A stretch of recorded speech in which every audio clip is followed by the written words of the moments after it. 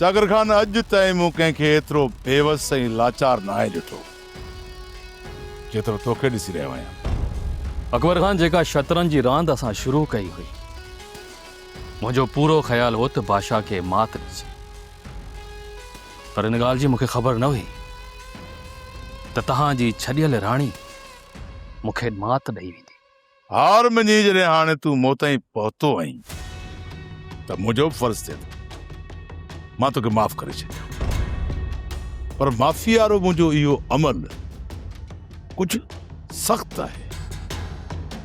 सुभाणे सॼे ॻोठ जे साम्हूं बीही करे तव्हां पंहिंजी शिकस्त तस्लीम कंदव ऐं हथ जोड़े मुंहिंजे पेरनि ते हथ रखी माफ़ी घुरंदो, तॾहिं मां तव्हांखे माफ़ कंदुसि।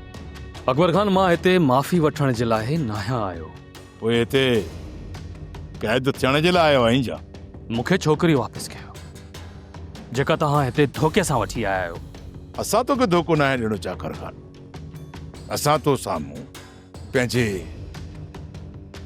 अकुल जो हथियार इस्तेमालु कयो ऐं उन जे साम्हूं तूं मात खाई हुई, उहे बि शिकस्त तस्लीम करण खां आर थो करे। अकबर खान, असांजे ख़ानदान जो उसूल रहियो आहे त असां कंहिं बि ज़ालिम जे साम्हूं झुकण पसंदि न आहियूं कंदा।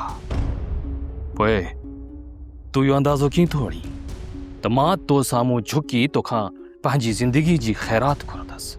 पोइ त तोखे हिते अचण ई न घुरिजे हा जाकर खान।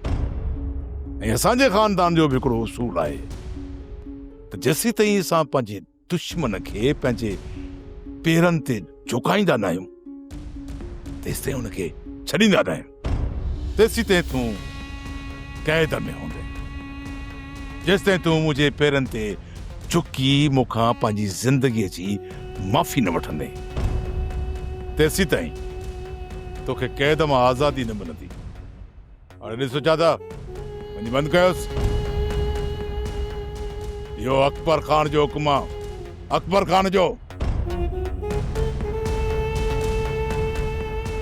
अकबर खान, तो मूंखे क़ैद नाहे कयो, बल्कि मां पंहिंजे पाण खे पाण क़ैद करायो आहे। ऐं मुंहिंजी क़ैद तुंहिंजे लाइ शर्म जो मक़ाम बणिजी वेंदी।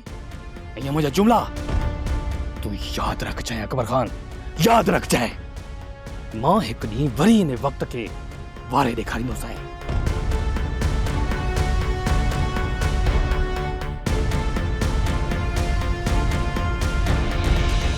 सब्सक्राइब कयो असांजो official YouTube channel Sindh TV HD drama ऐं वधीक अपडेट लाइ बेल आइकन खे क्लिक करियो।